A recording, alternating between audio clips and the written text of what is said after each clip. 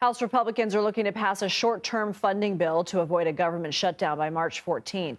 Speaker Mike Johnson says President Trump supports the move. Republicans will likely need to pass the bill without help from Democrats, which may be difficult given the razor-thin majority in the House. CBS News Justice correspondent Scott MacFarlane is following this for us. Scott, you just can't quit your old Cap Hill beat. What could this funding bill look like? Oh, this impacts every part of Washington. If they can't get this done, every department's going to have some shutdowns.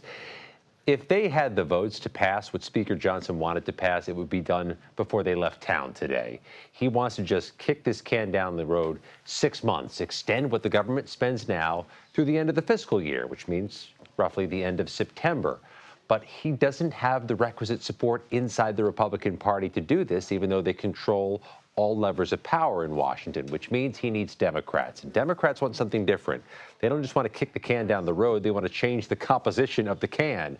They don't want to see the president and the Trump administration threaten to not spend what Congress has appropriated. So they'd like some language in there binding the president to do certain things with the money.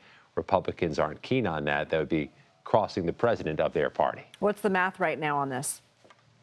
Oh, it's close, but everything's going to be close, right? I mean, every competitive, controversial bill is going to have those narrow margins. Right now, Republicans can spare roughly 2 votes and pass anything on a party line. But there are some conservative members of the Freedom Caucus who just don't get behind spending money on things.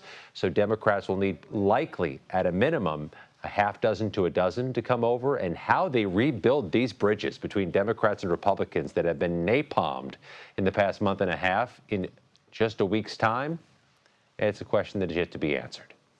Napalmed. I love that you verbed that. The House on Thursday censured Texas Democrat Al Green for interrupting President Trump's address to Congress. He defended his actions in his speech on the floor. Let's watch.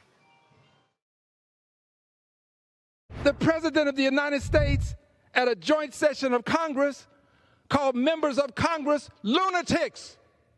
That was an act of incivility. Incivility.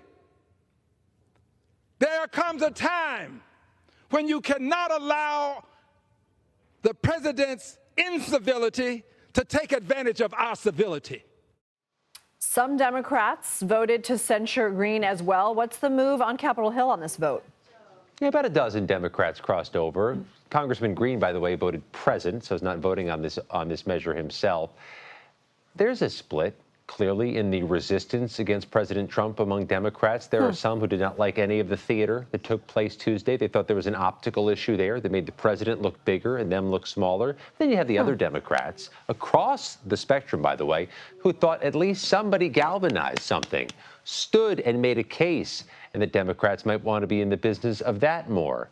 This fracture inside the Democratic caucus on how to push back needs to be mended at some point if they want to be victorious in the midterms, which, yes, Lindsay, they are talking about already 17 months out. Wow, Scott MacFarlane, thank you as always.